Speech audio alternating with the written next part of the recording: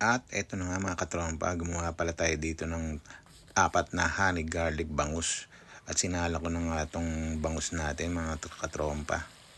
Pagkatapos nga maluto, isinet aside ko lang lahat ng mga naluto natin bangus mga katrompa dahil lalagyan na natin yan ng sauce natin, yung honey garlic na sauce. Di ko na po napakita kung paano po ginawa yung honey garlic sauce natin kasi muulan po yung time na yan. Kaya dito tayo sa oblo ng highball nagluto mga idol. Ang paggawa lang naman po ng honey garlic sauce natin ay butter, garlic. Pag wala po kayong honey, pwede po kayong gumamit ng asukal na pula. At pampalapot natin, pwede kayong gumamit ng cornstarch or harina. At lagyan nyo rin po ng salt and pepper mga katrompa. Tapos pagkakainin nyo na mga katrompa, maglagay kayo ng lemon or kaya kalamansi mga katrompa. Ang sarap niyan, promise. Pag gusto nyo ng spicy mga katrompa, pwede po kayong maglagay ng siling green or siling pula. Or yung labuyo mga idol.